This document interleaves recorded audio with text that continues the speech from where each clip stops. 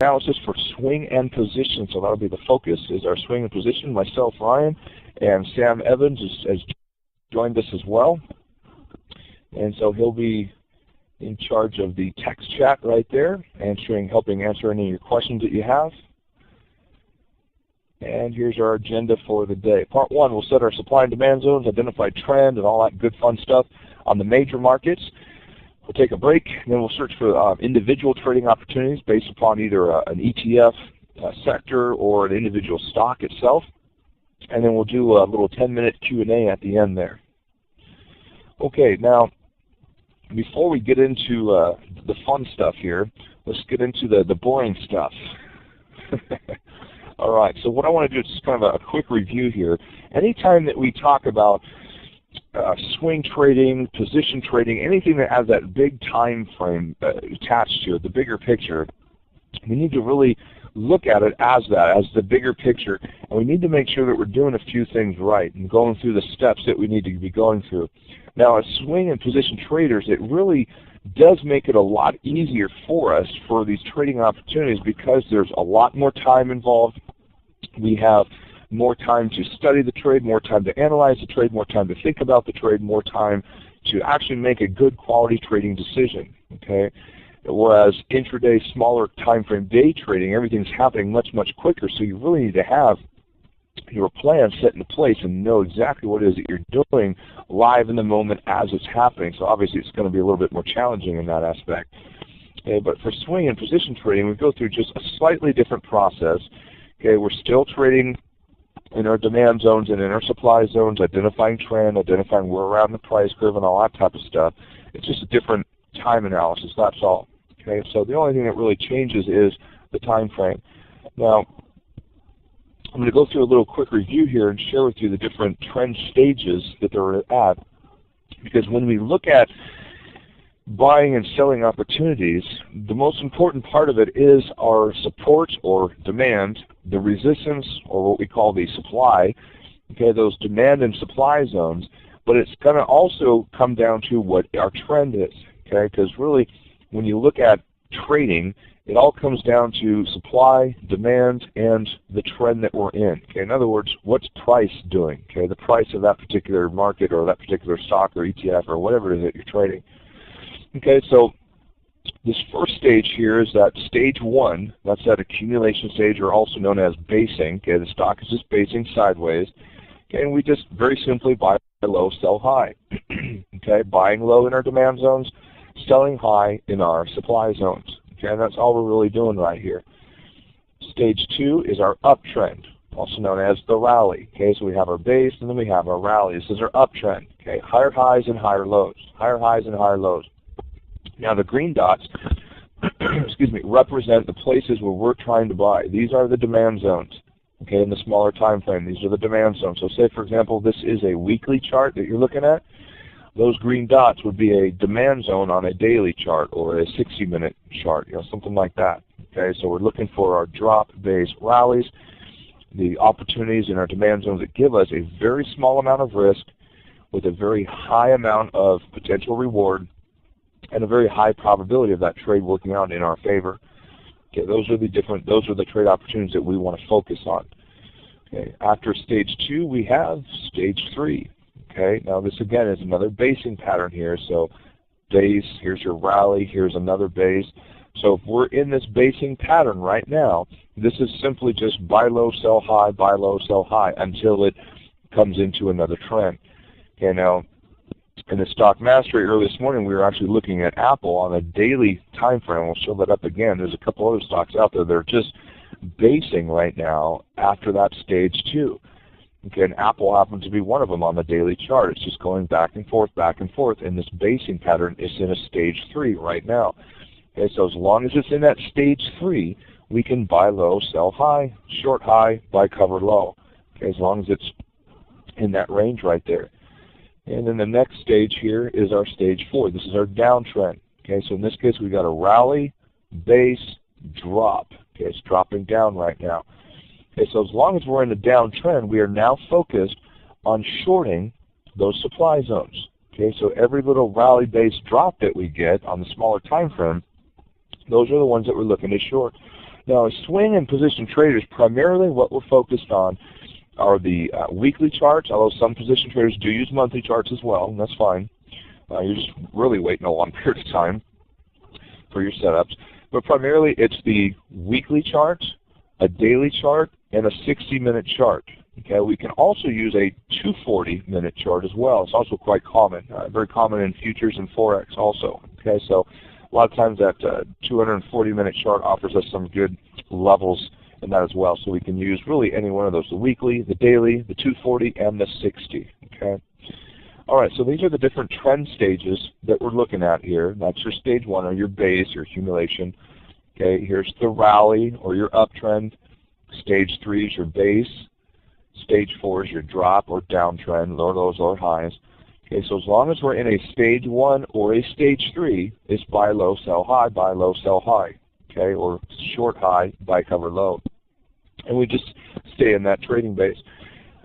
In the rally, in the uptrend, buy the pullbacks in our demand zones.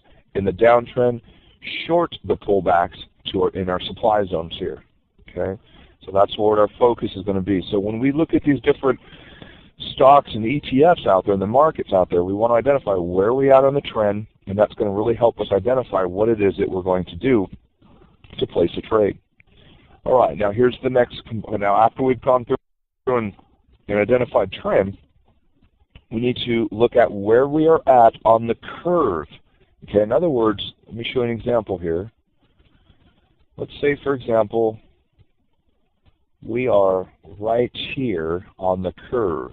And what I mean by the curve is where exactly are we at on the price chart. All right, so that's this little yellow dot right here. If we're right here, let's just say we just broke out of our base. Let me do this here, get it tight enough. There we go, close enough. Okay. If we just broke out of a base and we're now just beginning that stage 2 uptrend, that rally right there, what type of opportunities are we looking for? Buying or selling? I should say buying or shorting. Exactly right, yeah. Obviously buying, right? Okay, now, as we move up in this uptrend here, we're just buying the dips, buying these pullbacks here to our demand zones, just like normal. Okay, but now once we get up into here, let's say we're up in this area here, and this stage 3 happens to be, pull this out here, happens to be a supply zone starting right about here. Okay, and price is right here. Okay, so we are in the yellow circle right now in price, and this line right here represents, let me draw that red, represents the beginning of our supply zone. Okay, now what are some of your concerns? Okay, so we have a supply zone pretty close directly ahead here. We know we're still in that uptrend. We can still buy low, sell high type of thing, but what, yeah, there you go, Joe. Risk versus reward, right? Okay, we don't have the potential reward that we want to have. Okay, so as long as you have that supply zone directly ahead, okay, we're not going to get that reward to risk ratio that we want for buying. So when we look at this, we always want to identify where are we in this overall curve, or the overall profit potential. Okay, if we're down here in the beginning of that trend, we can buy all those pullbacks to demand zones all we want because we have plenty of profit potential ahead of us, and we can let profits run. Once we get closer to that supply zone, we don't have the ability to let profits run as much, and we don't have that reward to risk ratio that we want. Now you will on a smaller time frame, that's fine, but on the current time frame that you see here, you just don't have that. So you want to be very cautious. If you are going to take this trade to a demand zone, you need to make sure that you're doing it on a smaller time frame. Say if this is a weekly chart, you're buying this on a daily chart, or maybe even a 240 or 60-minute chart, something like that. Okay, then you can let profits run on that smaller time frame. Okay, so it'll look something like this. Okay, up here, this is your supply zone in red.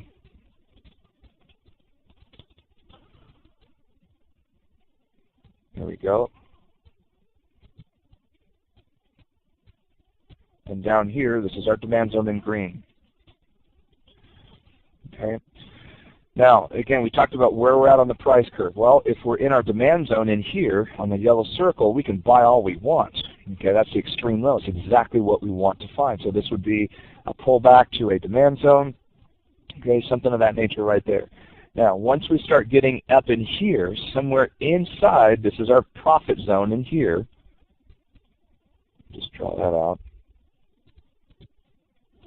Okay, we do not want to take trades in our profit zone. Okay, that's why we call it the profit zone, because we want to let profits run through this this zone right here. Okay, so this is going to be the actual profit zone right here. There you go. Okay, that's the profit zone. That's where you let profits run. We don't take trades in the profit zone. We're too far up in the trend. Okay, if that's the case, anywhere in this profit zone here, we are now chasing that trade. We're chasing that stock. Okay, we always want to make sure we're buying low and selling high at the extremes. Okay, this is where the demand is at its greatest. This is where supply is at its greatest. Okay, that's where we want to take those trades right there. Anywhere in between right here, and we have drastically reduced our potential profit and increased our potential risk here as well. Yeah, that's just not the mark of a consistently profitable trader. That's not what we want to do. That's not how we trade. Okay, let the novice do it that way. Let the novice buy right here, just underneath that supply zone, and you know someone is. Okay, there's people buying right there. How do we know? Because you have to have a buyer for every seller, right? So we know that there's some novice trader up there buying the exact high and some poor novice trader shorting the exact low down there. Okay, don't be that nervous novice trader. Be the poised professional. Okay. Okay, so we always have to identify where we're at on that price curve. All right. So what I'm going to do, and I did this before. I don't know if it was a stock or the stock mastery session, but I did this last week, and it works very well as far as identifying not only where you're at on the price curve, but how much potential profit you have. Is it really a trade worth taking, or should we pass on it and take a different trade? So get your notes out here. Now I'm just going to take about 5 minutes. I'm going to show you what this little process is, and then I'm going to go to the live charts, and we're actually going to do this on the markets and do this on the individual stocks that we're trading. Okay, so get your notepads out and get ready to write this down, because you want to apply this to your own trading. If you I don't know, let's say you love trading Broadcom. I love Broadcom. I want to study it and know it very, very well and all that type of stuff. And so go through this process that I'm about to show you here, and you'll be able to apply this to any stock, any market, any ETF, and whatever it is that you're trading. Okay, whatever it is that you're trading. Okay. All right, so let's see. Andrew's asking, if I am screening other stocks, is it okay to enter the trade in the bottom 5%? Bottom 5 to 10% of the profit zone. Okay, so for example, what we want to do, are you saying right in this range right in here? Andrew, is that what I'm guessing your question is here, taking the trade in this bottom part of that profit zone right there? Okay, good, okay. So on something like that, okay, on a breakout in other words. Now, okay, when you take a look at this here, this is our demand zone. Okay, so this is just a demand zone. So in other words, this would be a drop-based rally, but this is what it would look like on a chart right there. Okay, so we want to always focus on buying at the lowest point we realistically can, and that's in our demand zone right there. The further out of that demand zone we get, we are now chasing that stock. Okay, so really, I guess my question is, why would we need to or even want to buy anywhere other than in a demand zone or in a supply zone? Okay, so, okay, well, even confirmation, if it was confirmation, then that would be right here. There's your confirmation entry right there. Okay, this on the left side, that's your limit entry. In your demand zone would be buying anywhere in that demand zone there, and here's your confirmation entry right here as it goes out of that demand zone, not after in the demand zone out here. We don't want to trade after the fact right there. Okay.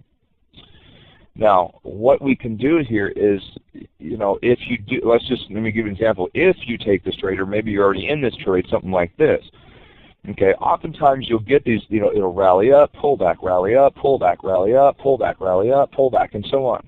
Okay? Yeah, exactly what Sam is saying. Remember, the later you enter the trade, the bigger the risk and the smaller the reward. Are there times where you can take these trend continuation patterns? Of course, like a bull flag, an ascending triangle, a breakout, anything of that manner right there. Okay, or the pullback strategies and stuff like that.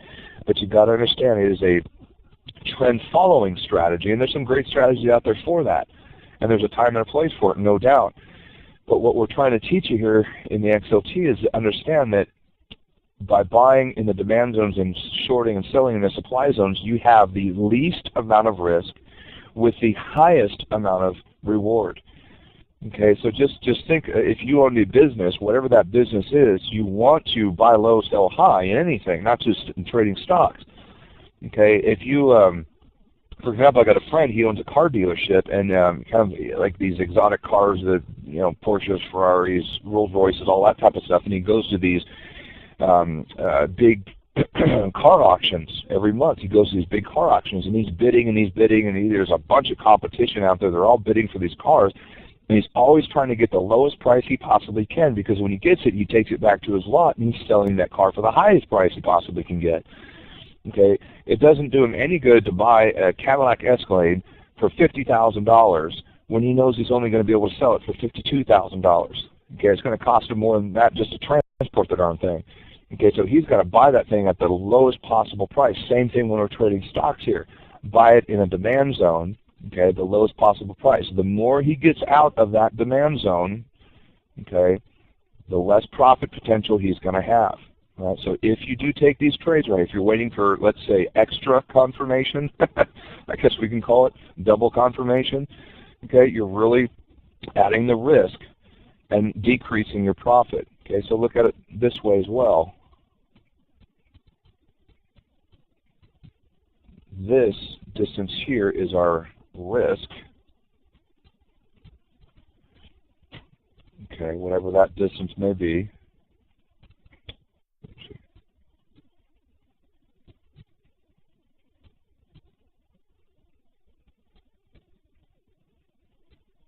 There you go. Let me make this black so it shows up a little better there. Okay, there's your risk. Here's your potential reward right here. That's your profit zone. Okay. So if, let's say, for example, you are buying in that bottom, say 5 to 10% right there, okay, yeah, you still have definitely a lot of potential profit there. You really do. Okay, you have increased your risk a little bit there. It's not a huge amount, but you also have decreased your potential profit there also. Okay, so as long as you understand this and understand that, you know, if you are buying in that lower part right there, you're not getting the best price possible. Okay, so really try to time out your trade so that it's in that demand zone. So if you're waiting for that confirmation, it's really right here as it's going out of that demand zone. That way you still have a very small amount of risk. Okay, there it is right there. You've decreased your risk, you've increased your profit zone, and you're still waiting for confirmation. Okay, you got your confirmation, but you get the same amount of profit and the same amount of risk, as opposed to waiting for it to come up here. It's a lot not as good of a situation there. And the other thing, we just don't want to, like Jay's saying, we just don't want to get in the habit of chasing trades. Okay, chasing trades. Okay, you know, we want to make sure that, and you know, Jay's saying it right, is don't chase the trades. Wait for the next opportunity, folks. I cannot tell you how many opportunities are out there. You just have to wait for it. Okay, you just have to be patient and wait for it. Okay. All right. So as long as you understand that, that's the important part there of where we're at on the overall curve. All right. So what I'm going to do here is to walk you through a process to go through here of pre-trade checklists that we're looking for. Okay. All right. So what we're going to do is start off here with the time frame. Okay, now you can do this in, I have this in the Excel spreadsheet, but I'm going to type it out one at a time here so you can follow me a little bit better. Okay, so this will be time frame, and we're going to start with a weekly chart. Okay, we'll do a 240-minute chart. Oh, I'm sorry, we need the daily chart first, I guess, huh? There we go. Date. Oh my goodness.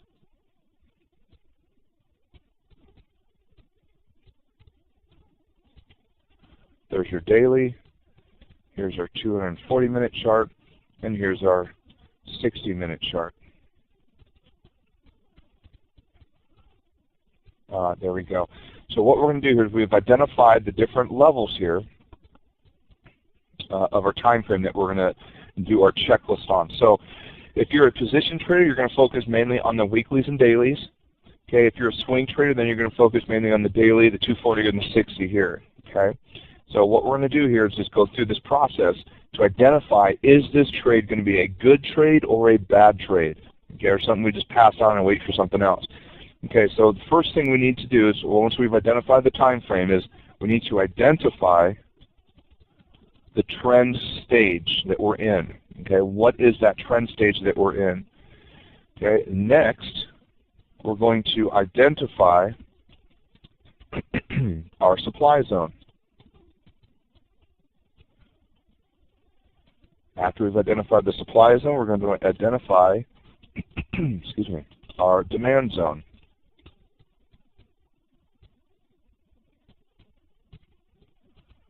Okay.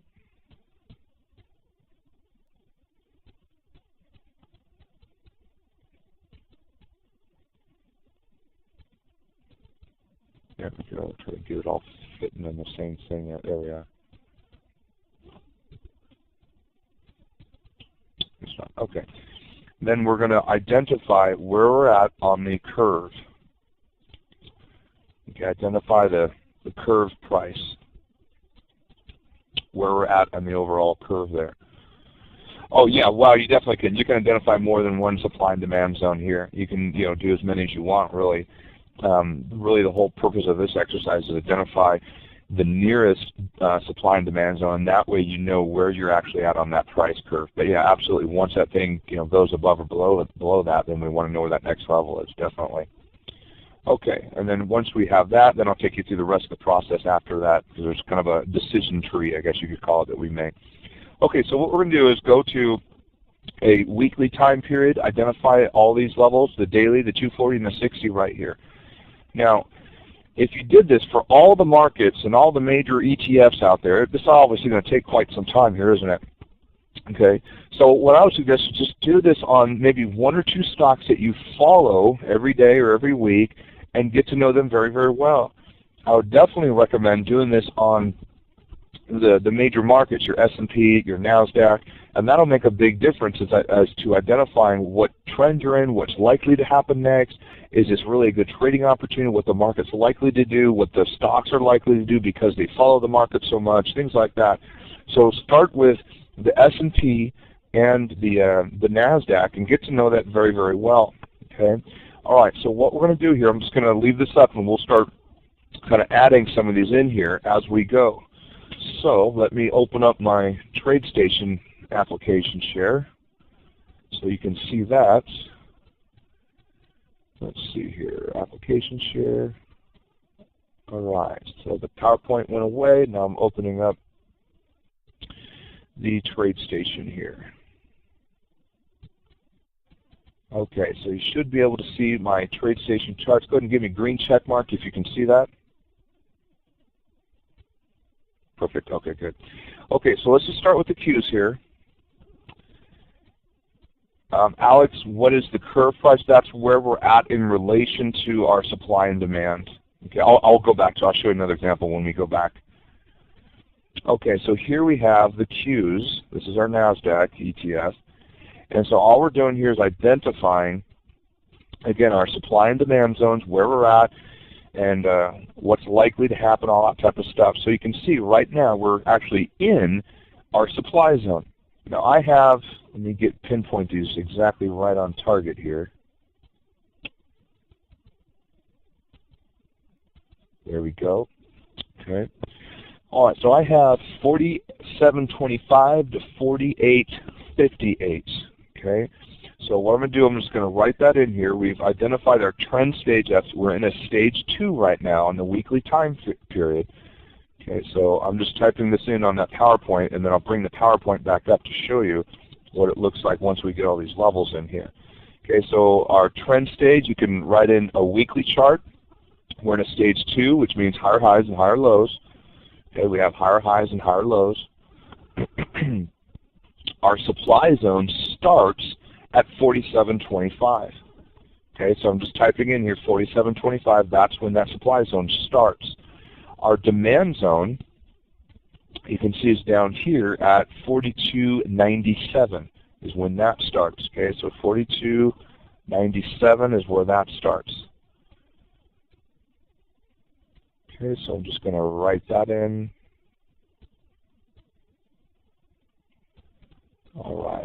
go. That's done. Okay, so we got the weekly there.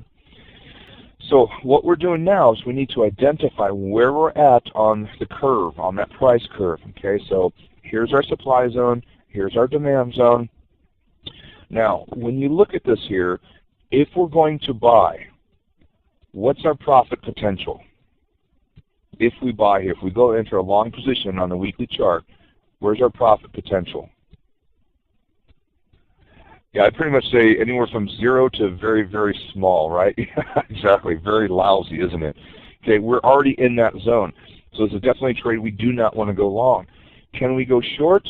Absolutely, we're in our supply zone, so we can go short. So we know on a long trade, we're really up in that 100% of the range from here's your demand zone, here's your supply zone. This whole range right here, buy low, sell high, we definitely don't want to be buying, okay?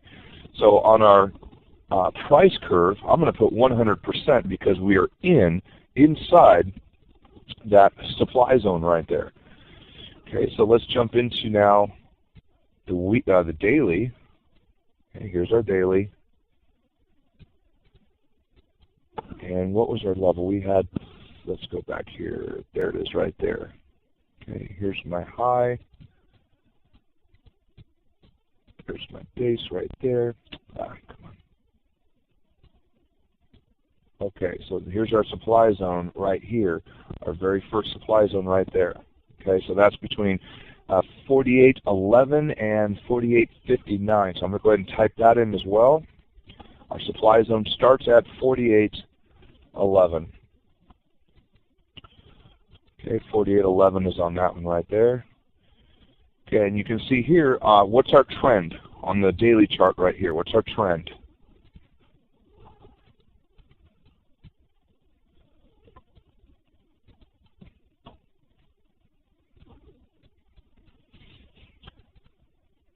Still got our stage 2, still going higher highs and higher lows, right? We still have higher highs and higher lows, so that's also going to be a stage 2. So far on the NASDAQ, the weekly and the daily are both stage 2s right there. Okay. All right, then we have our demand zone down here, and that starts at 44.62. 44.62 on our demand zone. Okay. Where are we at on the price curve?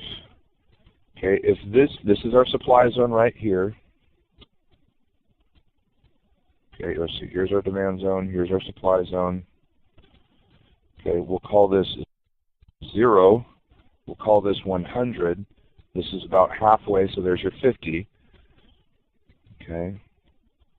Here we're roughly 80. Does that sound about right? 95, 80, yeah, somewhere right in that range. Actually, probably is more like, yeah, closer to 90, I guess. We'll call it 85 to 90, somewhere right in that range right there. Okay, so to go long here, is this really a good idea? To take a long position on a swing trade or a position trade? Yeah, not at all, is it? Okay, because we got that resistance, that supply directly ahead. Okay, so identify curve of price on the daily chart. I'll just put 90% right here. Okay, so I got 90% on that one. Okay, so that's done. Now we'll jump into the smaller time frame here. I'm going to jump to a 240-minute chart. And let's get a zoom in here. I have to get rid of, actually let's do the 60-minute chart because I'm going to have to get rid of these first. I'm doing the 60-minute here because I already have a lot of these drawn. I don't want to delete them just yet. Okay, so here's our supply zone right here, and that's starting at 47.90 on the 60-minute time period. So we have 47.90. Our demand zone is what I have here. There's your drop base rally, and that's at 46.98. 46.98 is where that begins there. And what's our trend here on the 60-minute chart? What's our trend? 1, 2, 3, or 4? Oh, Evan, I'll show you why.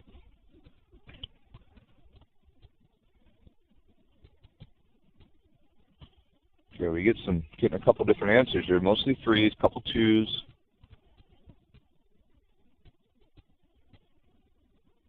Yeah, no problem, Evan. Yeah, mostly threes here. Okay, yeah.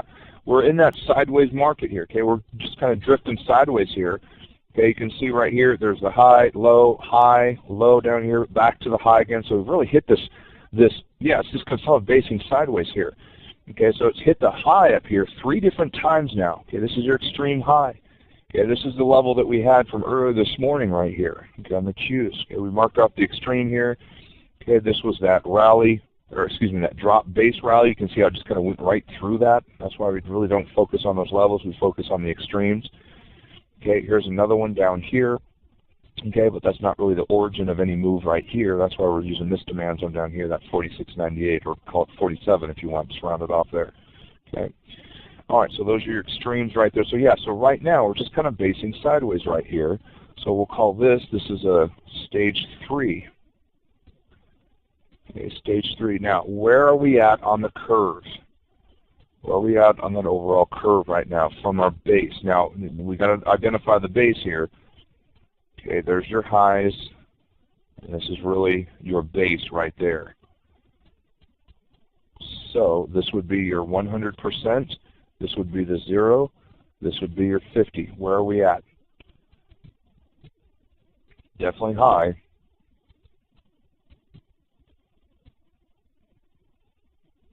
We'll call that 75. So yeah, it's right about 80 to 85, somewhere right in that range there, maybe even 90. Okay, so I'll just round, I'm going to call this 85% here on that curve. Okay, so good. So we got that. So let's jump into our 240-minute chart now. This is another good time frame to trade. Let me clean this up here for us.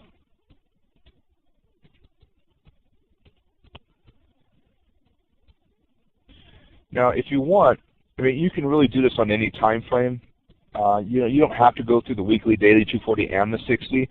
You know, if you're more of a position trader, you really only need to do this on the weekly or daily. Okay, you don't have to go through all of them, but you know, I'm doing this because a lot of you have different styles. You know, some are more shorter term time frame swing traders.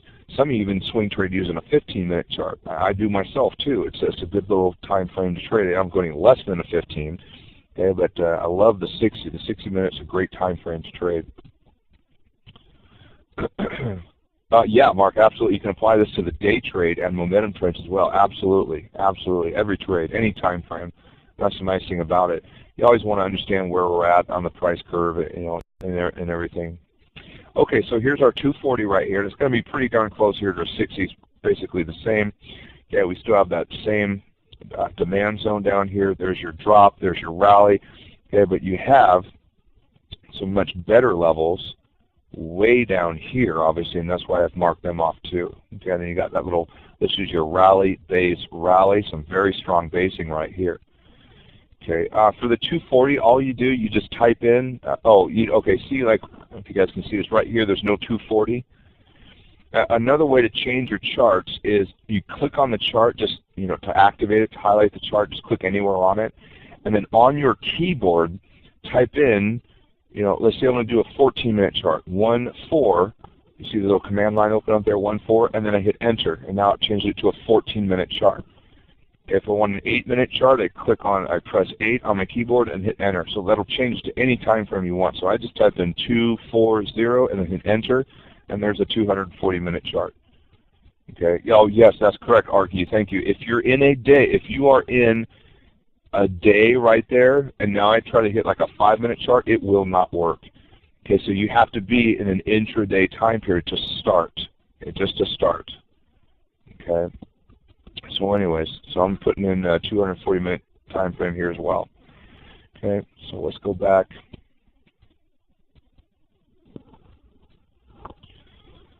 Go back in time here. We need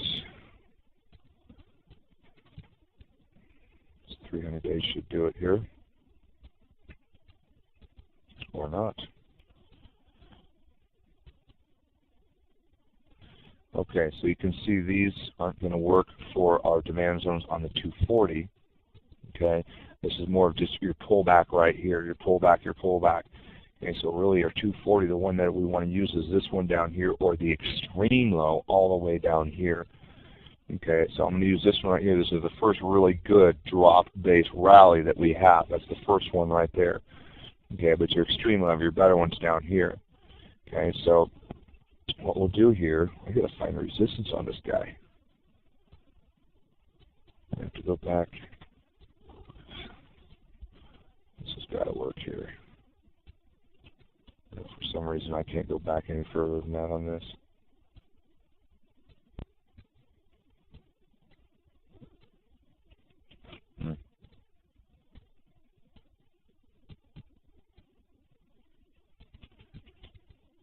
Well, I'm going to use the daily chart one for this one here because for some reason, it's not letting me go way, way back there. So for the 240 supply zone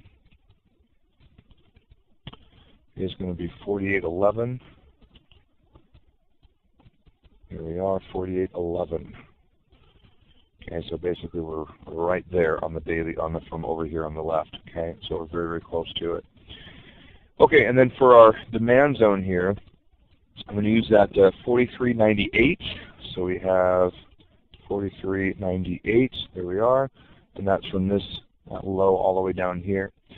All right, so where are we at on the price curve on this one? Okay, this would be 0. 48.11 is right about here. Okay, roughly this is 50%. This is roughly 75%. Yeah, definitely about 90, 95. Okay, we're really pushing it. We're really right up there. Okay, so I'm going to put 95% on this one here. Okay, there we go. And what's our trend stage? What's our trend stage for this one here on the 240?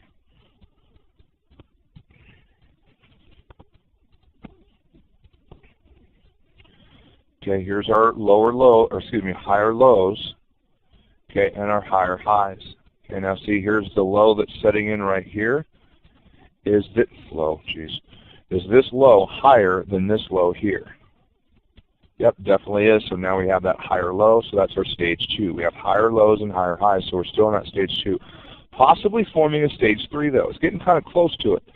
Okay, getting kind of close. See, I was just kind of floating around sideways a little bit here, starting to anyway, but we still have that higher low from this right here.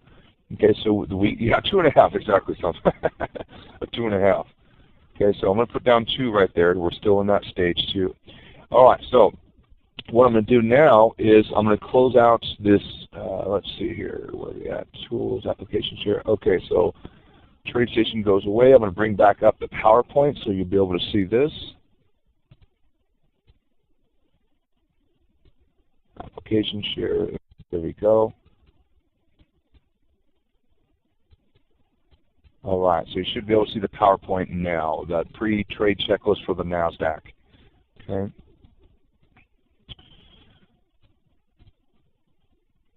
All right, there we go. Okay, so we have our information in. We've plugged it all in here. We've identified the trend stages on all the different major time frames, the bigger picture time frames, identified our supply zones, identified our demand zones, and we've identified where we're at in relation to that price curve. And again, that's this right here. So you can see on all the major time frames, we're basically right up here where that yellow circle is there.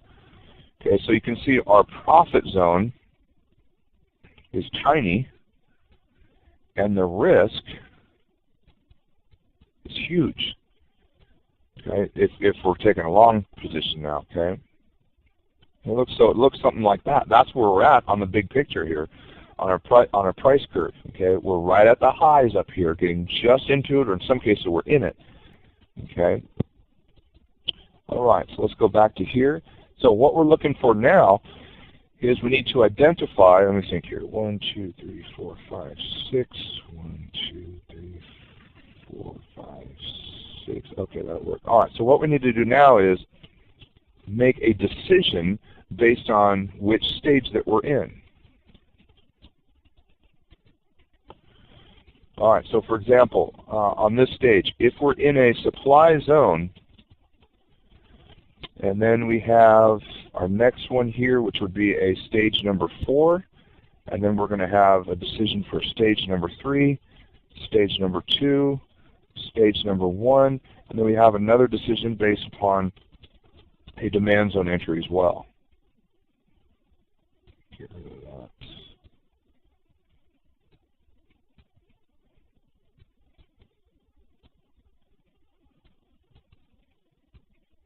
you go. Okay, and then this will be our trading focus. All right, so for the weekly chart, okay, we are in right now. We're in that supply zone right now. Okay, so we'll put an X on that one. We are in the supply zone. So what is it that we're going to do?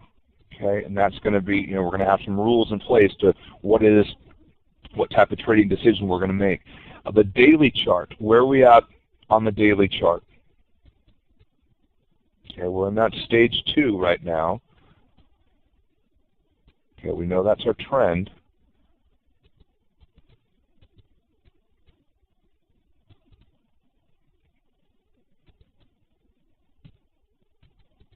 Okay, where should we put the X on the daily chart?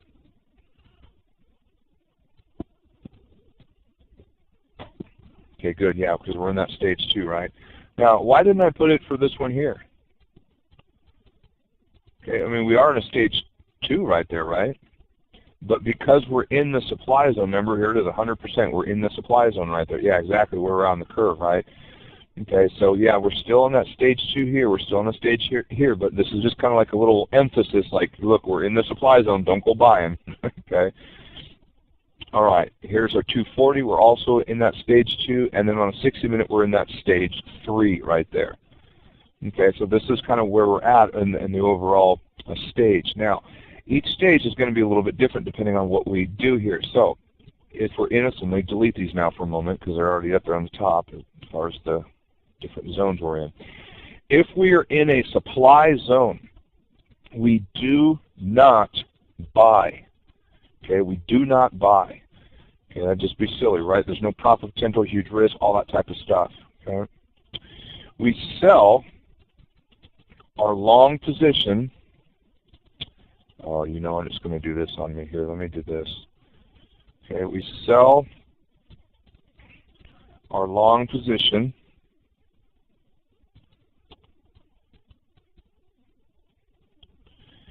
And we look to short. Okay? So that's what we're going to do while we're in that supply zone. Okay, so we're not going to buy any long positions. We're going to sell our long positions. In other words, this could be our target. And we're going to look to short. Now, why do I say look to short and not, hey, we're in a supply zone, short it? Okay, why do I just say look to short? Why not? Why is that not an instant, just short it, you're in a supply zone decision? Yeah, good. There you go. Okay, broad market correlation. Maybe you want to wait for confirmation. The trend could continue. It certainly could be. The supply might be used up. Exactly. What if it's not a fresh level? It could be, maybe it's hidden 4 or 5 times or something, okay? So yeah, we want to make sure the odds are on our side. Is it a fresh level? Do we have enough profit potential ahead of us? Okay, in other words, do we have the reward to risk ratio that we need to have? Things like that. So that's why I say just look to short. Okay, it's kind of like an example of, we've got March Madness going on right now, and you see, let's say you're a player on some team out there, and you're on the bench. Okay, and that's really what we're doing as traders. We're sitting on the bench. We're sitting on the bench until it's time to get on the court here. And that coach says, all right, you're on the court, and now you spring to action. Okay, so while you're in that supply zone, you're getting ready to go on the court, but you're still on the bench. Once that supply zone meets your requirements, meets your standards to actually take that trade, now you can get on the court, now you can take that trade. Okay, but just because it's in that supply zone doesn't mean that we automatically take that trade. Okay, if it's in a number 4, stage 4, we sell short. That's simple. That's all you get. Just sell short. Okay. So once you're in that stage 4, our trading focus is on selling short. Okay. If you're in a stage 3, it's buy low. Okay, in our demand zones, DZ. That's for our demand zone there. Okay. We can sell high in our supply zones. Okay, so buy low, sell high, and we short high in our supply zones, and we cover, buy to cover, low, and that's in our demand zones. Brock, yeah, or you're on the court and your coach needs to take you out. That's that's the worst case scenario there. That's a stop out there. That's what that is. Get out of the game, kid. You're stinking it up. All right. All right. So while we're in that stage 3, that basing pattern, we buy low, sell high, or short high, and cover low. Okay. Now, when we're in a stage 2, that's our uptrend, the rally, we buy long positions there. Okay, and that's in our demand zones. Okay, so we're just buying long. Now, on a stage 1, it's exactly the same as a stage 3. No difference there. Okay, so this is what it all kind of looks like here.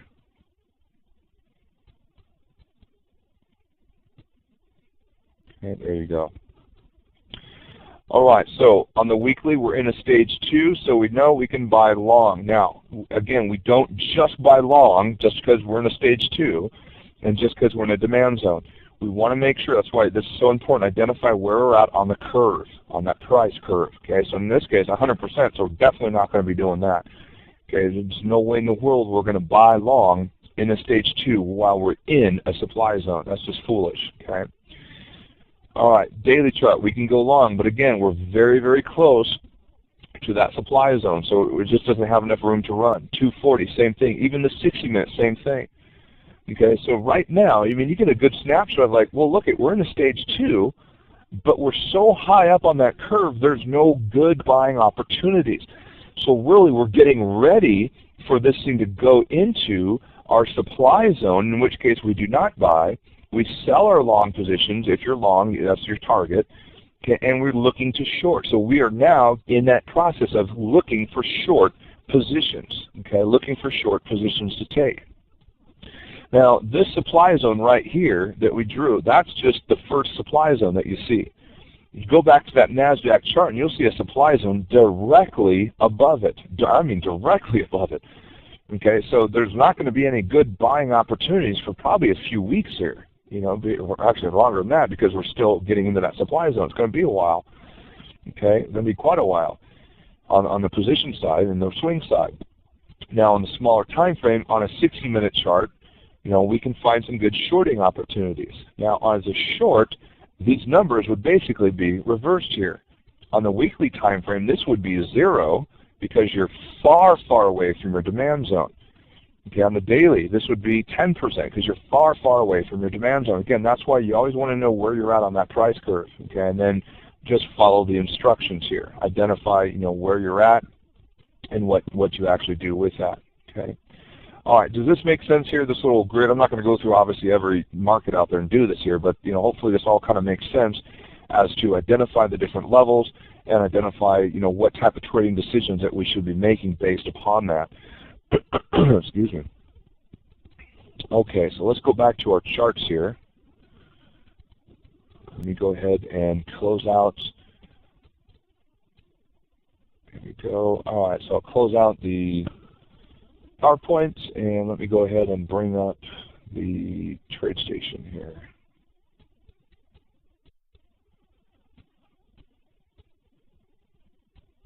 All right, there we go. So you should be able to see the charts again now. Back to TradeStation. Okay, so we got that done. Let me turn that back to our 60-minute charts. There it is. All right, now take a look at here on the 60-minute chart. Okay, you see how we've had a nice big run-up back to the highs of the previous day there. Okay, we came right into that supply zone. We just got into it, and now we're starting to pull back. We get a little doji right here, got a little green candle right now. Okay, so when you look at something like this, I mean, you can do this on any time frame. It doesn't have to be the bigger time frames. It really depends on what your style of trading is, whether it's intraday or momentum, swing, position, whatever. The whole concept still applies. Okay. So we've come right up. Now we're getting that momentum slowdown. See the smaller ranges, and you get the doji, the little topping tail. And that makes perfect sense because you already had a big run-up already in price, and you're in a supply zone. You're just underneath it in this case here. Okay. All right. So those are kind of the extreme highs there. All right. So let's take a look at just one or two more, and then we'll do some special requests here. So I know you guys got some stocks and markets that you want to be looking at too. All right, so let's take a look here at the semiconductors. This is a weekly chart of the semis. Okay, so on this one right here, we're looking at where we're at. Here's our current price. To identify our supply and demand zones, we go down and to the left to find demand and up and to the left to find our supply. Now, what we're really looking for are the big, major turning points here. Okay, so in other words, here's a drop base rally right here. Okay, but this rally has not quite finished yet. Okay, we're still kind of in the process of forming this rally. But when you look at this, okay, here's the low line, there's your high line right there. Try to get that as precise as I can. There we are. Okay, so I'll draw my line. Draw another one right there. Okay, so overall, you know, when you look at this, if this was to turn right here, right now, and come right back down, you would have enough reward to risk ratio because it's a very small amount of risk here compared to where the origin of that move was there. Okay, all the way up here, that's more than, it looks like about 3 to 1. That's 1, 2, 3, about 3.5 to 1 in that case there. Okay, oh, did the sound go out? Can I get a sound check? Give me a green check mark. Okay, yeah, we're good. So my granite might just be yours, but if you're having sound problems, you can't hear me anyway. All right. So anyways, so far so good. Okay, so what we're really looking for are the major extreme points, which you can see is all the way down here. There's your extreme right there, drop base rally, and then here's the ultimate extreme all the way down here. Okay, from that level there. So we have, there's the low line, here's the high line, that one right there. Okay, so there's your nice area, there's your nice extreme level right down there. Okay, so we'll have to see how price actually forms once it comes down in here. And you have some other levels in here as well. Okay, you have a little drop base, a little rally out of that one right here. And you have another one. Okay, this is more of a rally, base rally right here. Okay, as you all see that, there's your rally, base, base, base, and the origin of that big rally right there. Okay, but again, you'll get some buying pressure coming in here. Now, if you take these rally, base, rally trades, okay, if you do take these, make sure that you have just the most amazing amount of potential reward on your side. Okay, you got fairly decent amount of risk here. It's nothing huge or anything, but definitely more than this level up here. And so you want to make sure if you're going to take the lower odds trade, which is your rally-based rally, make sure you at least have some serious profit potential ahead of you there. Yeah, or exactly, or just wait for the pullback all the way to the extreme lows here. Okay. Greg's asking, Ryan, do you leave the rally-based rallies alone and wait for it to retrace? On this case here, when you get things like this, these rally-based rallies, there are some rally-based rallies that I will take. What I want to, you know, that's exactly what I'm saying here is make sure that if you do take this, yeah, exactly, Jeff, max out on your odds and answers, no joke, max them out, okay? Make sure it's a 9 or 10 if you're taking these here, okay? All right, so what we want to see is this, and let me give you an example here, okay? If this was just right now to drop straight into this level in here, okay, in other words, that it just drops right through our demand zones here and straight down into here, okay, there's an opportunity there, okay? Okay, yeah, that's what I'm saying is that, you know, this basically is a speed bump when you get these rally-based rallies. Now, a speed bump is more like, oh gosh, where is it? Do we have one here? I'll show you here. Here's one. Okay, do you see this big, huge drop right there? Okay, there's a drop. This little green candlestick, and then the huge drop again. Okay, so let me just highlight that green candlestick right there. Okay, this is a speed bump right here. Drop, little base, and then a huge drop again.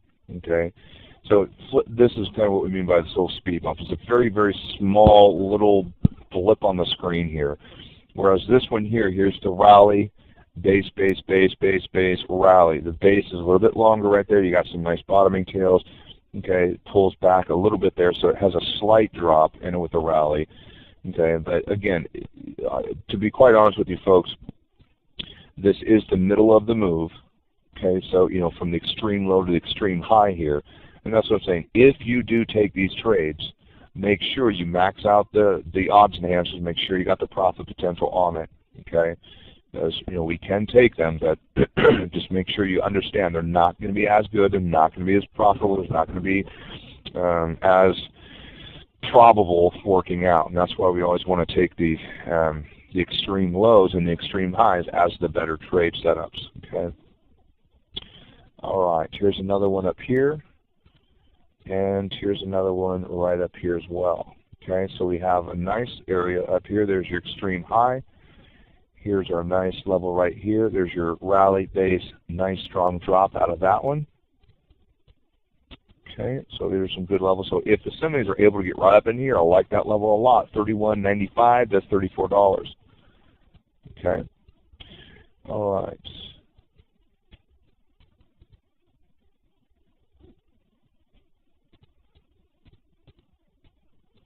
Okay, so there's your semis. Somebody wanted to look at gold, so yeah, let's definitely take a look at gold. Here's our weekly on gold.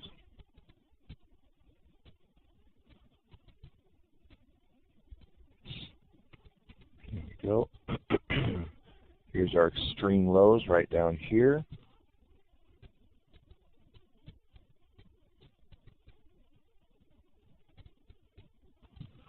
Okay, so here's our low line. Here's our high line right there. There's your demand zone at the extreme low. Okay, right up here so far, let me line this up here better.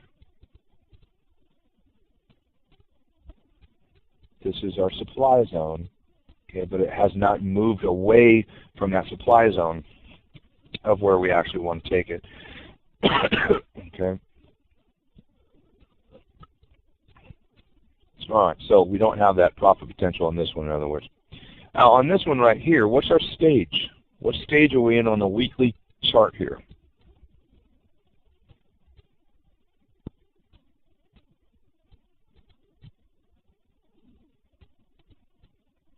Oh boy, we got a lot of, we got 2s, 3s, 4s. This is why trading works. 2s, 3s, 4s. How about 1 through 4? 1 through 4, all the above, right? All right, well, let's take a look at this here. We got some work to be done here. Okay, let me zoom in here so we can all see this here. All right, let's go through this because this is important that we're all kind of on the same page here. And let's just take this for example here. We'll take, this is our low. This is our high.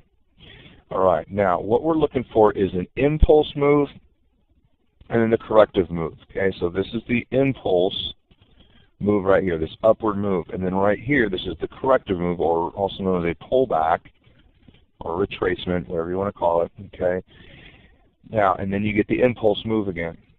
Is this pullback, the low of this pullback, is it a higher low than this low right down in here? Yes, it is. Okay, so far we have that higher low. Okay. Now, right here, here's the high from that impulse move. We need to take out this high, so we rally up. Didn't quite get there. We didn't make that higher high, but here's the pullback, and then here we get the continuation. So on this pullback right here, this is a higher low as well. Again, remember, the lows control in the uptrend. The lows control in the uptrend. The highs control in the downtrend. So now we're making our higher highs and our higher lows. Here's a higher high, here's a higher low. Here's a higher high, we pull back, here's a higher low from this one here as well.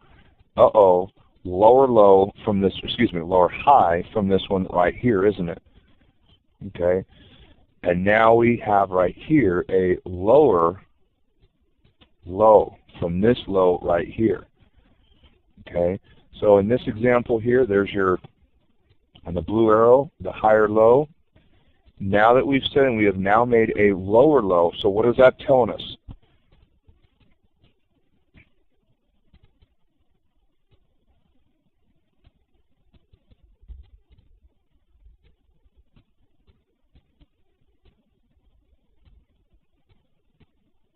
Yeah, we do have a trend change, don't we? The trend was, we did have an uptrend. This was our uptrend. That was a stage number 2 right there. Right here, you just got one gigantic reversal right there. It didn't even get into stage 3. Stage 3 is more consolidation. This just went from stage 2, boom, stage 4. We're in it right now. Okay, and that happened. Here's your higher low right here. So it happened once you get that lower high.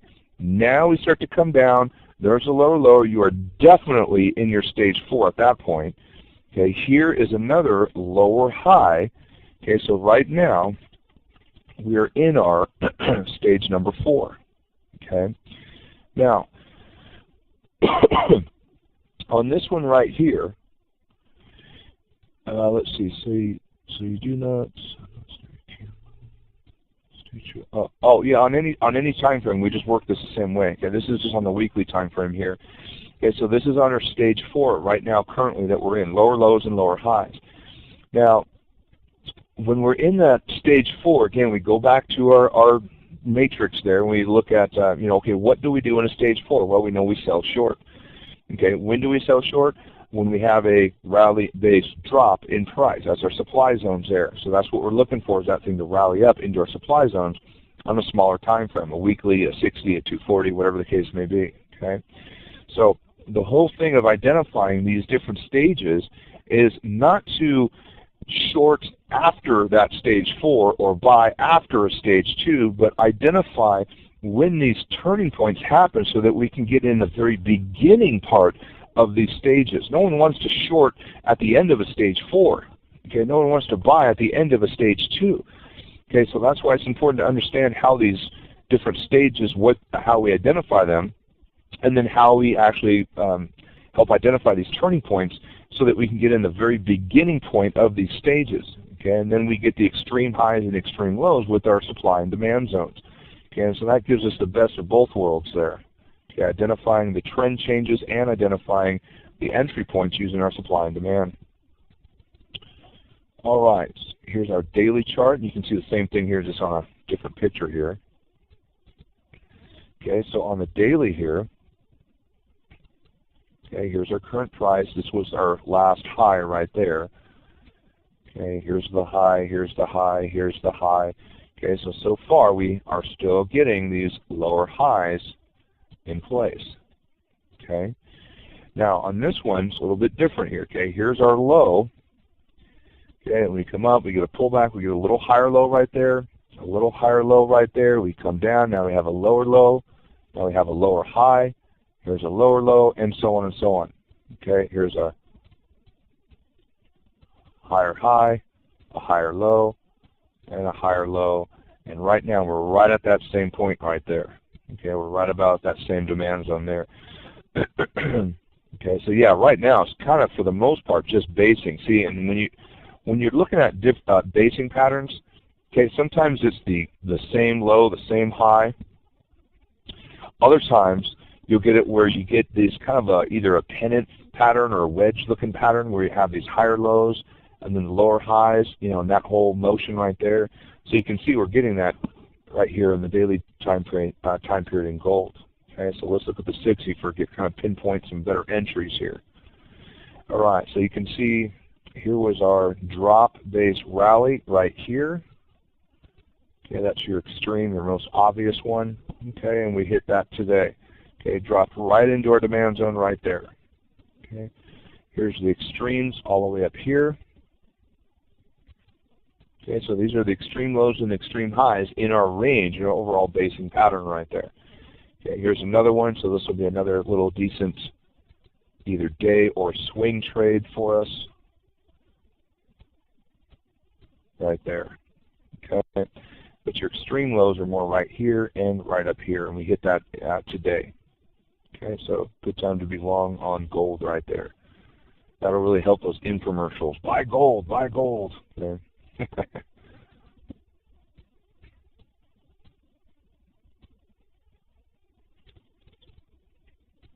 All right, there we go. So there's our gold charts. All right, so that one's looking pretty good there.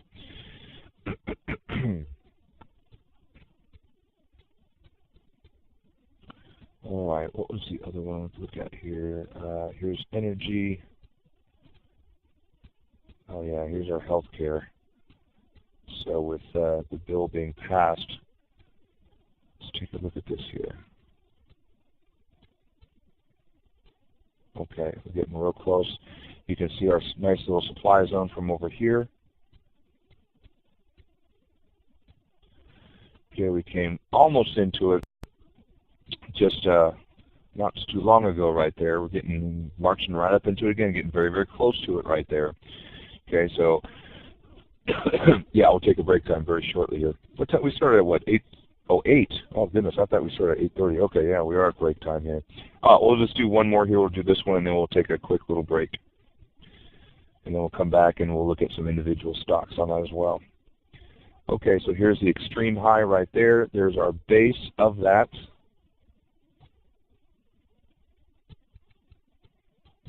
Okay. Now, see right here we have, this is a large area. Okay, a large area. Here's the high line. Here's that reversal candle. So we're just sticking by our rules here. Rules say I have to put my low line right there on the open or close of that reversal / basing candle right there. But again, if that's too much risk for you, okay, if that is too much risk for you, okay, you can also just use, there we go. Cut that line in half and just take the upper portion right there. You can also scale into the trade.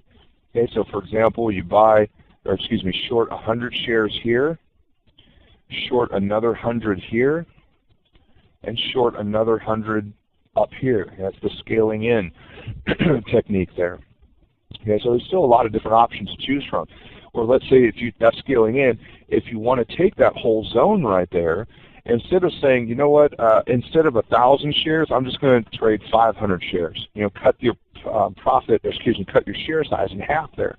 So there's a lot of different risk management techniques that we can do on this. Okay.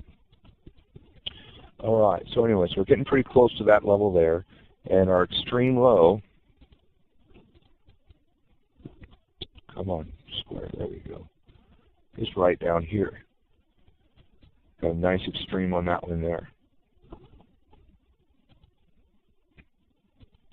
I'm curious. Okay, you guys have probably read or at least heard about the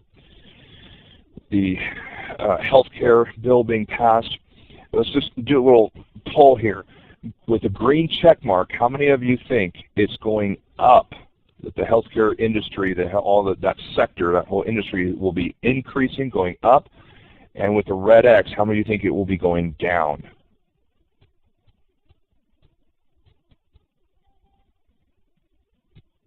Oh boy, we got quite a mix here, don't we? Quite a mix. Looks like a little bit more red than green, but boy, it's pretty balanced. Okay, folks, this is why trading works. Okay, this is why trading works. This is also why we do not trade news. Okay, look on here. Look at how many of you on here. You got all the green check marks and red X's here. It looks like just slightly more red X's, but it's pretty close to 50-50 here, maybe 55 or, you know, at best 60-40. Okay, again, this is why trading works. Okay, this is why we don't trade the news itself. We trade our trade plan. Okay. All right, folks. So let's go ahead and take a break here. When we come back, we'll look at some individual stocks out there. Okay. Exactly right. Let's see what Sam's writing there. Price is objective.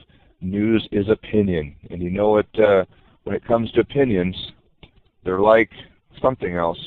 Everyone's got one, right? Okay, everyone has an opinion. All right, folks. We'll take a break here, and then we'll get started right back up. So. You, Jeff, recording? Yes, awesome. We are. Someone else hit it, so that's you can thank Sam for that one. I'm so good at forgetting. You know what? I'm gonna do this. Raise your hand if you want to be a part of the XLT staff. Raise your hand. 1, 2 people, 3, 4, 5. Awesome. So we've got quite a few people. All right, here's what we're going to do. I hereby, when the power is vested in me as XLT instructor, I hereby bequeath upon you all right and responsibility to remind me after every single break to press the record button. So there's 20 of you on. Great. So we have 20 coworkers now. We've just more than doubled our XLT staff. Awesome. I love it. Okay. Yes, you've been deputized. That is correct. You are all deputized. Fringe benefits? Are you kidding me? Come on. You get to listen to my bad jokes. What else do you need? There you go. All right. All right, good deal. So you are all my recording deputies there. All right. Jokes? What jokes? Yeah, really. Yeah, you get a discount of my Joke of the Week club. How about that? Okay. All right. Okay, so moving along here, let's take a look at a couple stocks here. Let's go out and hunt for some setups for the next few days here. Okay, so let's take a look at our old buddy RIM here. Let's just stick with the daily chart for right now. Okay, what's our trend on the daily chart? Oh, folks, give me 1 second here, folks. Hang on 1 second. I got a little emergency, family emergency. I got to take this call. Give me 1 second.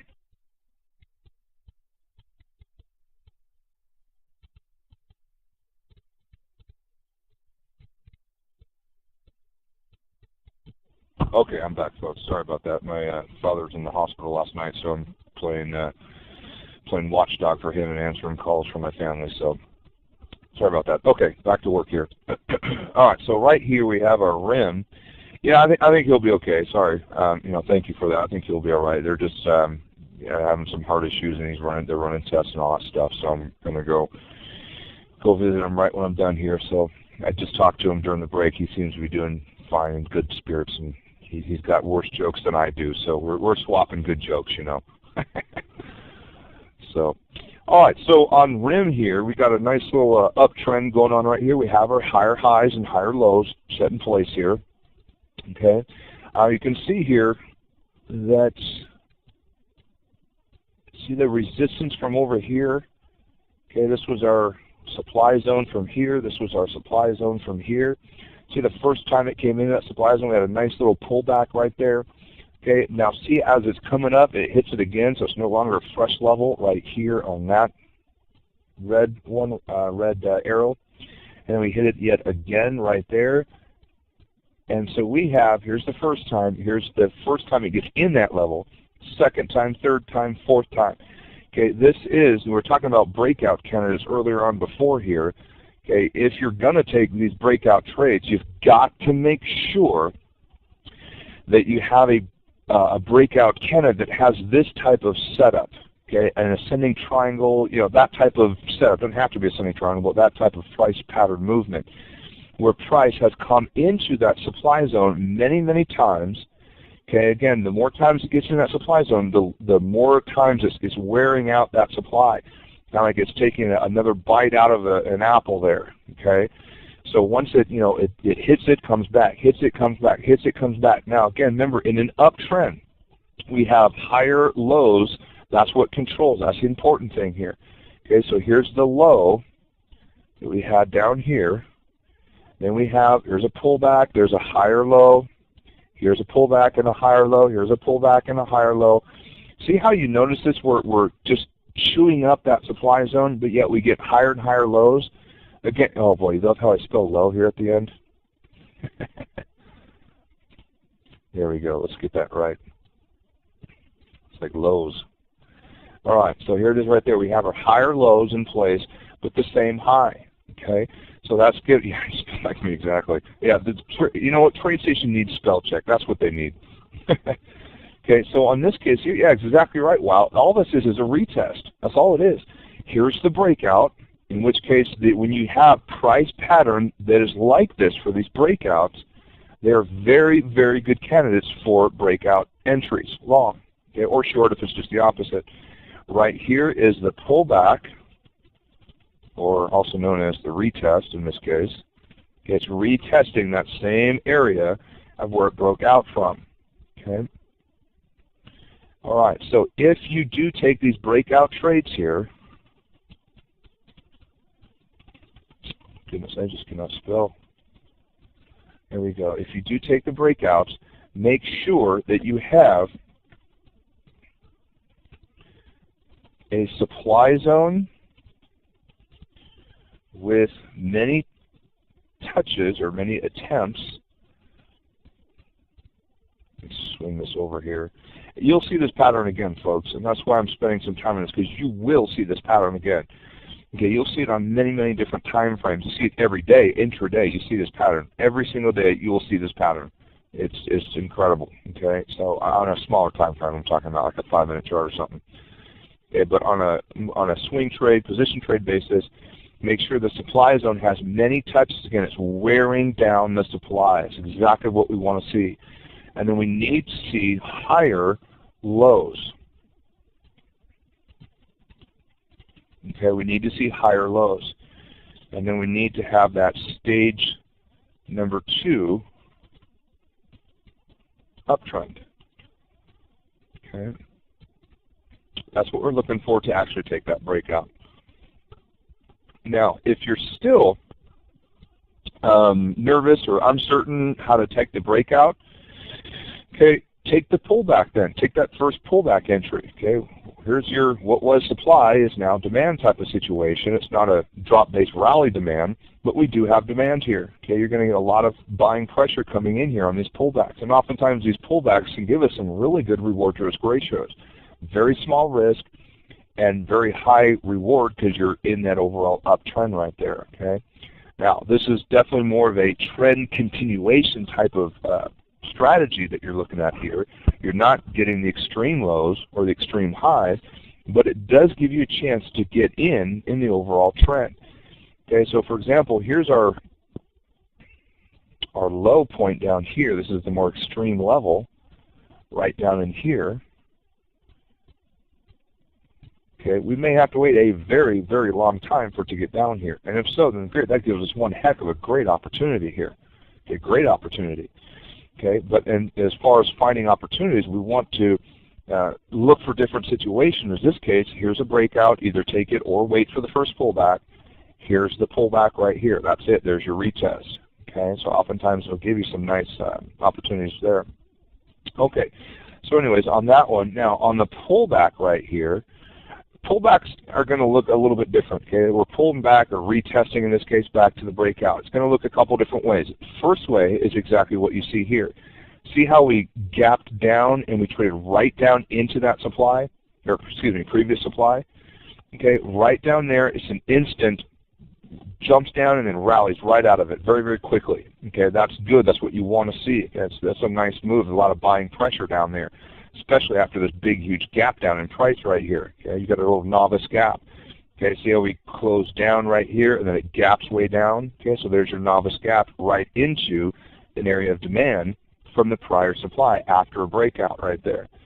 Okay, now one other little odds enhancer if you're looking for these breakouts or pullbacks right here is volume. So let me show you how to actually use volume in this particular setup here. Let me go to the V's and I'll put in volume average. Now I like to keep, I changed mine all to the same color. I just use black because let's go 30, 30, black, and the average will do that red. There we go. Okay, so here's our volume. Now what we are looking for, let me test you. What do you think we're looking for on the breakout and the pullback? What type of volume do we want to see? Yeah, we want to see spikes on the breakout. That's good. Good, exactly right. A low or light volume pullback. Okay, so on the breakout we want to see high volume. On the pullback we want to see low volume. Okay, so did we get that? Let's take a look here. Here's our breakout right here. Let me get rid of the labels.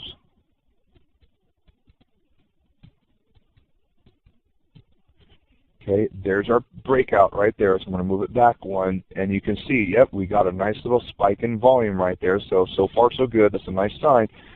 As it starts to head up above average volume, and then it starts to kind of really go really light right here. Now, typically, let's see, here's the first red candlestick right there.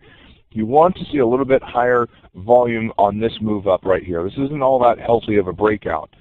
Okay, you get the breakout, the high spike and heavy volume on the breakout bar itself, which is great. It's exactly what we want. But on the follow through the breakout, see how volume kind of gets cut in half right here? Okay, so that's not exactly what we want to see. Okay, we still want to see this well above that average line right there. Now, what is encouraging is on this pullback, okay, the red part, all the red candles here, on the pullback, we did get some nice light volume right through here. It's below average. Okay, now for today, we've hit the retest right here. We're starting to bounce back up. We're not getting a lot of volume follow through. Okay, so as far as this go, I'd give it probably a B+. Okay, a B, the B+ range, somewhere in there. What would make this really an A, or like an A+ type of setting, is on the breakout, high spike in volume, like you get right here. That's good. But the follow through after this, we really want to see more volume come up into this. Okay, a lot more volume come up into this. Okay, above the average volume, in other words. And then on this pullback, we want to see it really start to taper off, like it is here. That part's good. So as far as breakouts go, this is not too bad. This is not too bad. Definitely one worth taking, a pullback worth taking as well. So not too bad.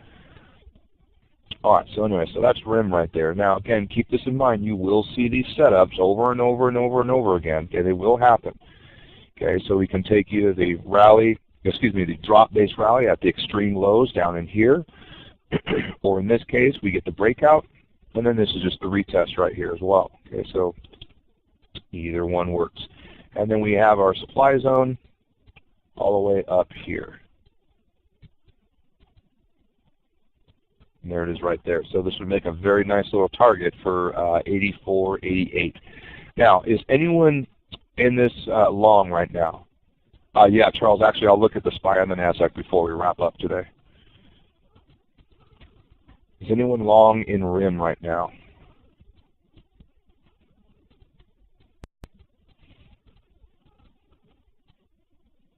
A couple people, okay, a couple green check marks there. All right, so in this case here we have a target all the way up here. Okay, that's your supply zone there. Very nice target, and you really don't have a whole lot in the way. You got some little speed bumps here and there and stuff like that, but nothing major, no major obstacles. Okay, this is your nice supply zone right up there.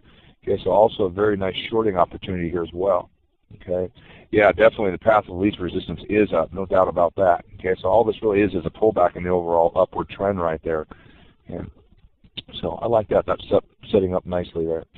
Okay, let's see here. What other stocks do you have? We've got about 20 minutes left here. I'll wrap up with the SPY and the NASDAQ as well.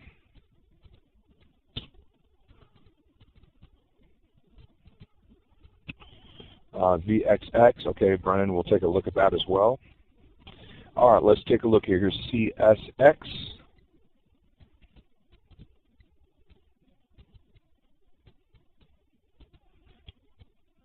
All right, here's a decent little setup right here. Got the nice extreme low down here, and we're coming up to our extreme high right here. Matter of fact, we've already gone in, and it looks like, yep, came up into it.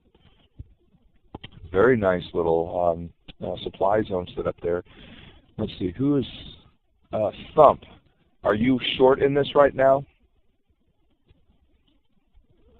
Is that why you brought? Not yet? Okay. This is a really nice little setup here. I do like this. We're kind of a little late in it right now. Actually, it's just coming back up in it again. So 51.84 looks like. Yep. So basically we're a penny into it. Okay. Stop would be just above our 52.86. So fairly small risk involved right there. Just a little bit over $1. Okay. So I like the reward to risk ratio on this very, very much. And look, when you look at this, your lows are all the way down there, and look there's really no major obstacles in the way. There's really not even a pullback to give us any major obstacles here. Okay, so this is very, very nice reward, very small risk. So as far as that goes, I absolutely love that setup there. Okay, so that's a really nice one there. I like that. So good eyes on that one, Tom. Good job. All right, so let's take a look at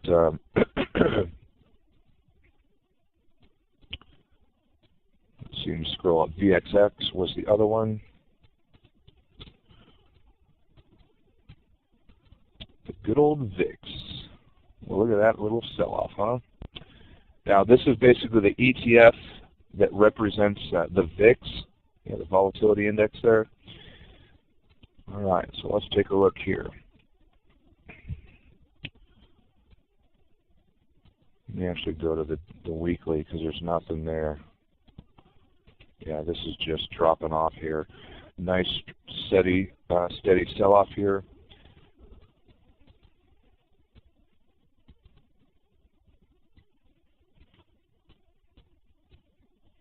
Why is this not letting me go back further? Do I have some weird setting on this or something? The monthly.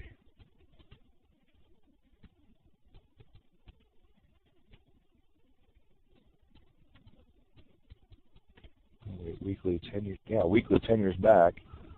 Oh, there you go. That makes sense. New security. Duh. Yeah, that's why right there. So you don't really have to go anything on the left. Okay, but what you can do is just even use the SPY to map out. Excuse me, to map out the your supply and demand zones on that one. Okay, but there's really nothing to go by as far as this right here. Now, as far as going back to find those demand zones, now we do have some supply zones all the way up here. And there it is right there. Okay, so that's really where your next major supply is going to be on that one. Okay. All right, let's see here.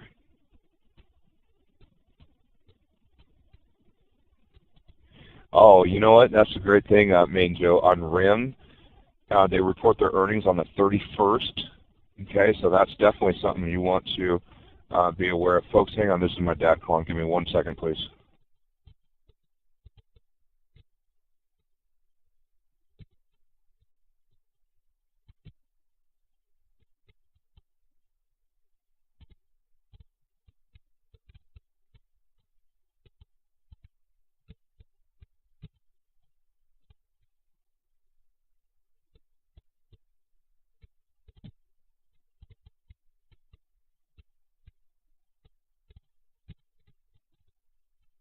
All right, folks, I'm back here. They're just, there we go. Okay, so yeah, on RIM, that's definitely something we want to be aware of coming out on the 31st right there. Okay, now, very important point, and this is for not just RIM, but for any stock out there. When we're trading, we want to be aware, especially for swing trading and position trading, you really want to be aware of when these earnings are coming out, because these earnings represent risk. The risk comes from the unpredictability. Okay, we don't know what's going to happen. We always hope that it's going to have this giant 20-point gap up and we make a ton of money and all that stuff, but the reality is you have no clue. No one does. It is a gamble. Okay, it's our job as traders is to minimize that risk. Okay, do everything we can to actually minimize that risk.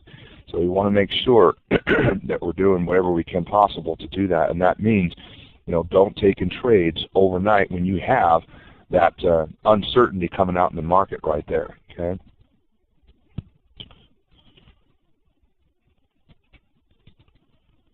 Let's do dollar sign. Oh, come on.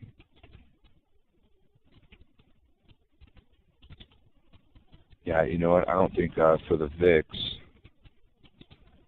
Yeah, dollar sign VIX.X. Yeah, I didn't sign up for the account. I didn't pay for that feed on my own account. I don't trade the VIX myself. I don't even look at it, so that's why I didn't pay for it. So it's not showing up on mine. But yeah, for the VXX, you can always just mark off your supply and demand zones for that. For the QID and SDS, that's just going to be the basically the same as your SPY and your Qs right here. Let's take a look at those. We'll do the market while we have it here. There we go. Okay, so we have some demand zones down here at 110.75 to 108.88. Okay, and then the more extreme low down here at your 104.61 to 106.69. Okay, so those are your two demand zone areas right there. Supply zone, we actually have to go to the weekly chart to get that. Actually, can I get it on here? Yep, there it is right there. Okay, we are at 129.42 and 131.50 for our supply zone. Now, when it comes to trading those, the leveraged ETFs, like your QID, like your SDS. When you take a look at this here, all we're doing is waiting for this to get into one of our supplier demand zones here. And then if you don't want to trade the SPY, which, let's be honest, it's not exactly something that's going to light your hair on fire here. It's a slow mover. And then the Qs is just kind of a slug. I mean, I've seen glaciers move faster than the Qs. So, that's why we use that as our correlation, but we trade the individual stocks themselves because that's going to give us a lot better return on investment. Okay, so yeah, we can definitely use the QID or the SDS. Let's take a look at that, SDS, to get a little bit better return on our investment. Okay, so same thing. All we're doing here is just mark it off. Okay, where's our major turning points? Well, in this case here, there's your extreme high right there. Nice little shooting star in that case there. Okay, there's your high line. Here's your low line right there. So from 37.74. Okay, that's the low line entry, and 39.46. Okay, so your stop would be just above that. Okay, and that would get us in short in this case here. But really, is the inverse, so you're really going long in a way. Okay, it's the inverse ETF there. Okay, and then the same thing for the QID. Okay, same thing there. Here's our rally base, and then here's our drop. So here's our high line. Here's our low line, and we're set. So that's 2130 to 2218. Okay. So if you do trade these ETF, these leveraged ETFs, okay, again, you definitely want to make sure that you're being a lot careful because they are more volatile, and if you're not ready for that volatility, cut your share size in half, trade it on simulator until you learn it, things like that. Don't put yourself at risk until you're ready, until you're consistently profitable, you have some good consistent trades, and you know what you're doing and stuff like that. Okay, but if you're just starting out, don't trade these more volatile stocks or the volatile leveraged ETFs out there. Let's take a look at the Dow here as well. Here's the diamonds.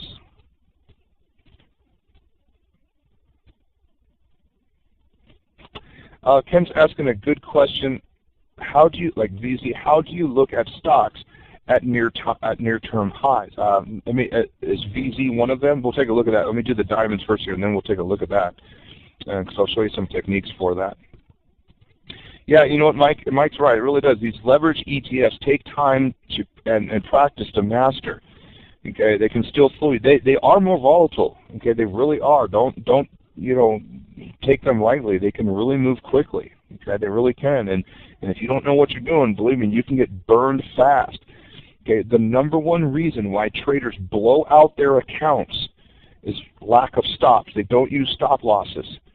Okay, the number 2 and 3 reason is volatile stocks, and they use margin. And imagine what happens when you do all three. You're not using stops, you're trading on margin, and you're trading a volatile stock. Folks, if that's you, okay, it's only a matter of time before you blow out your account. Do not put yourself at that risk. That's a full game right there. That's gambling. That's not trading. Okay, that's straight up gambling right there. Okay, so right here, here's our diamonds or our Dow.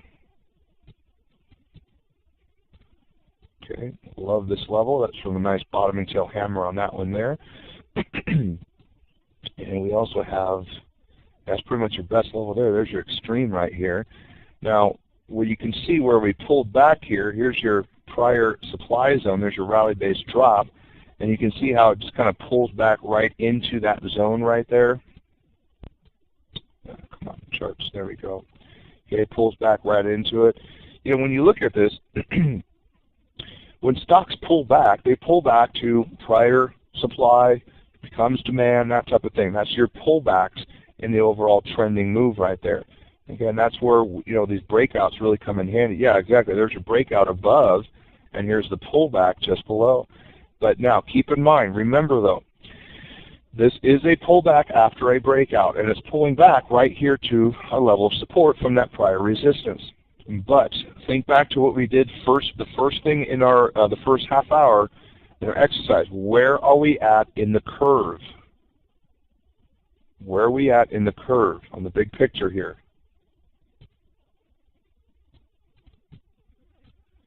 Okay, remember how we had resistance or supply directly ahead? Okay, so we want to be, yeah, exactly right. We're very, very close to that supply there, over 100, okay? You know, we're at anywhere from, what we have, 85 to 100, depending on the market that we're looking at. Okay, so yeah, this and something like this, it could go either way. When you have something that's basing or pulling back just underneath that supply zone, oftentimes it'll go right through that supply zone. But because it's supply, this is going to be a very, we don't want to take a long position in a very big time frame, like a position trade, something like that. As a smaller time frame, like say a 60-minute chart, you know, you might be able to get 1 or 2 days out of this. Okay, but again, you always want to match up where I'm at on that supply curve and understand, you know, how much profit potential do I really have.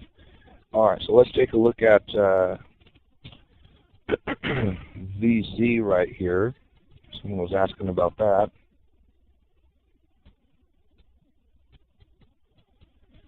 All right, so we have a very nice demand zone there, a very nice supply zone here, and an even bigger one all the way from the highs up here, which these pretty much overlap right here. So I'm just going to take the highs. Okay, there's the extreme highs on that one right there, extreme lows on this one right here. On that one. So right now you can see we're kind of in the middle of that curve there. If this is 0%, that's 100%. We're kind of right about 40 or so percent, give or take. Okay. Now on this one here, we do have a little rally-based drop right up in here. Okay, so we do have one there. So this would make a nice target if we're long. Oops, come on.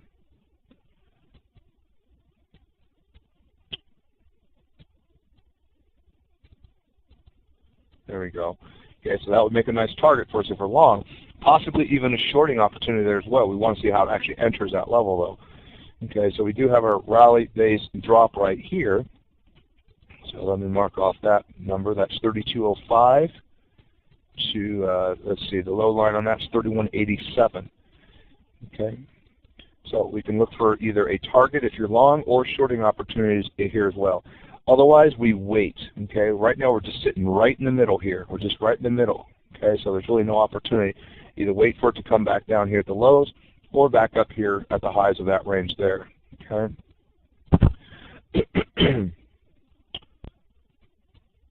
All right.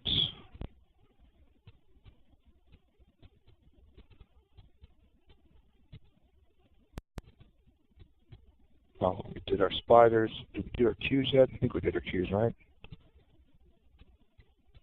Yeah, we did our Qs from earlier today.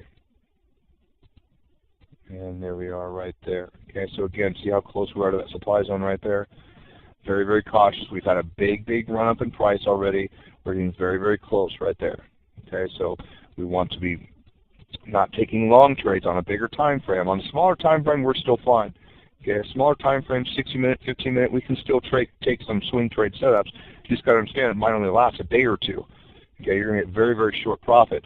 Now, the higher you get on the curve, and this is why I keep saying we want to go that smaller time frame, and it's for this reason. The higher you get on this curve right here, okay, this is a daily chart right here, we're very, very close to it. There's really no good long opportunities because we have that resistance right directly above us.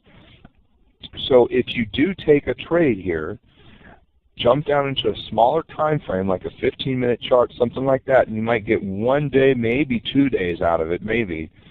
Okay, but the difference is risk. If you take a trade on a smaller time frame, you're going to have a very, very small amount of risk. Okay, with still a nice, decent amount of reward here on a swing trade, but you just got to always understand where you're at on that supply, on that curve. You're butting up right against that supply zone right there. Okay. So again, as a swing and position trader, it's just a waiting game right now. We're waiting for those setups to happen for us. All right, let's take a look at NC real quick here. Very nice uptrend. I like the uptrend here, higher highs and higher lows. Okay, right now we're just pulling back. There's a little pullback, bottoming tail right here. What we need to see is get some follow through out of this right here. Okay, now on this one here, see, let's see, do we have really any extreme low on this thing here? There's really no major Yeah, it's just kind of a curve. Actually, right down here is really all you get on this one. Okay, so there's your drop base, nice rally. That's kind of the origin of that whole big move right there.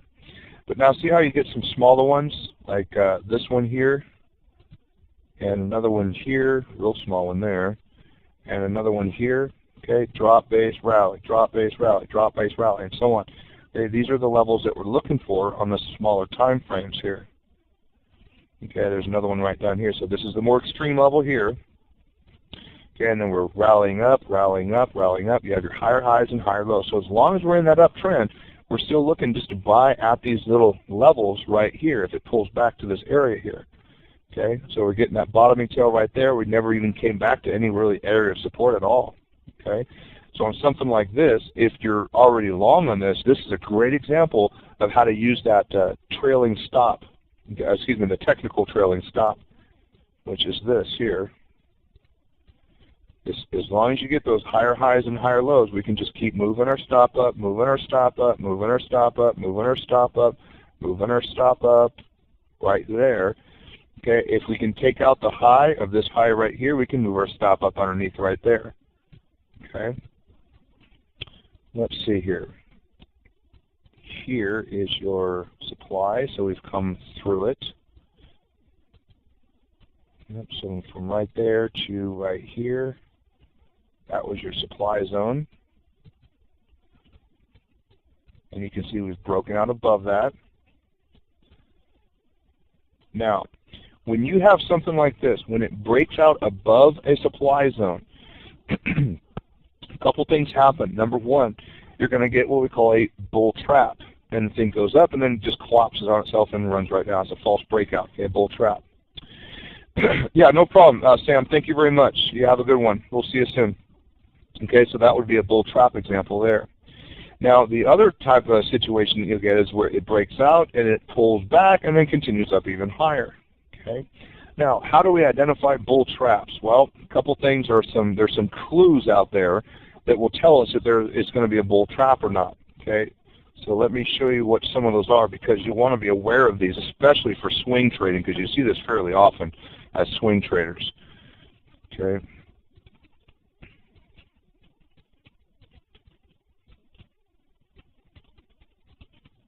Okay, a bull trap versus a true breakout. In other words, it's not going to have a false breakout. Okay. Okay, so let's do this here. On a bull trap,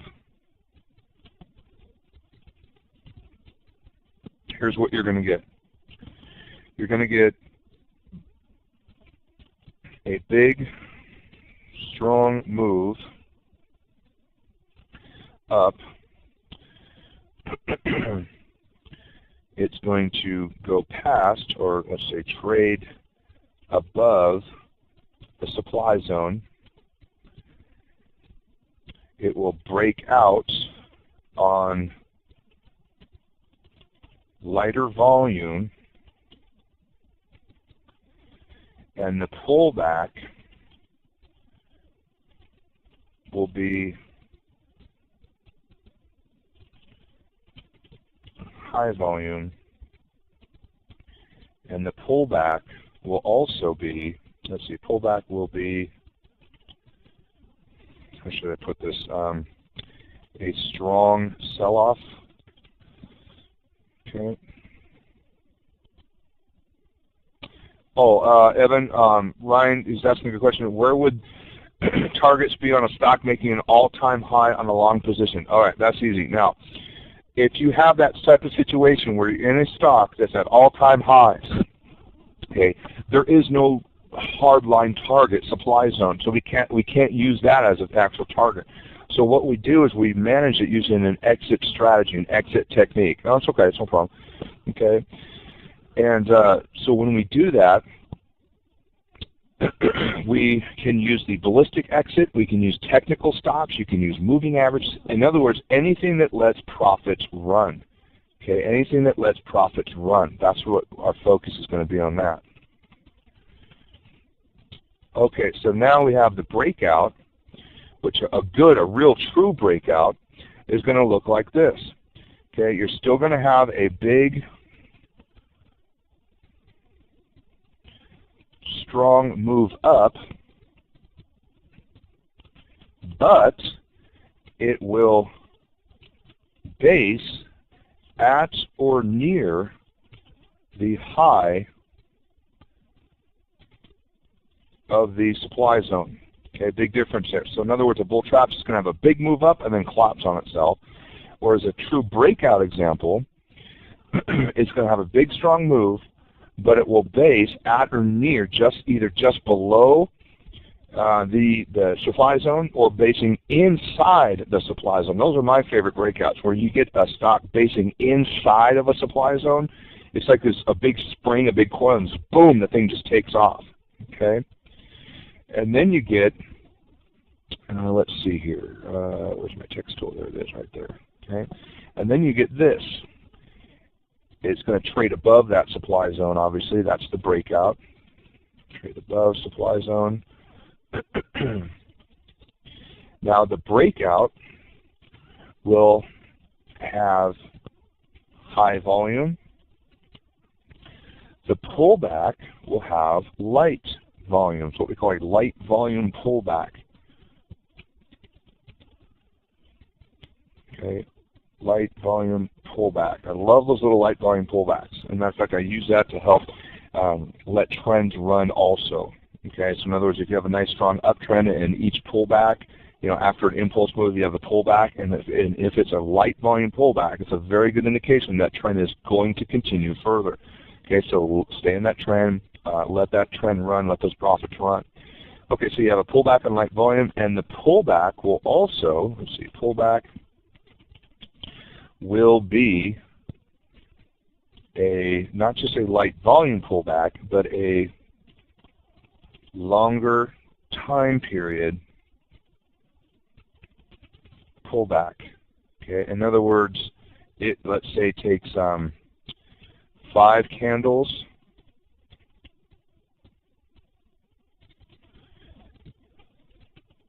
instead of 1 to 2 candles. Okay, something like that. So in other words, the candlesticks on the pullback, it takes longer to pull back and on light volume, as opposed to the bull trap where it has a sharp, steep pullback, okay, and it really goes down a lot more violently. Okay, so in other words, anytime you get a pullback, you want it to see kind of take your time, easy, light pullback, okay, something like that. That's what we really want to see. Okay, so that's kind of your difference between the bull trap breakout and a true good breakout that's actually going to work. Okay. All right, folks, that's going to do it for today.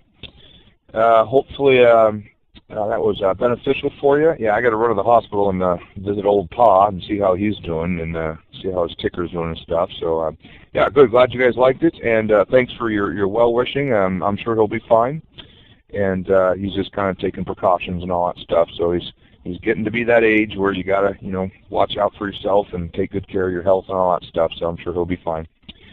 All right, thanks, folks, and hopefully you guys have a good rest of the day. And I think I'm back on here Wednesday, I believe. So we'll see you back then. Have a good one, folks.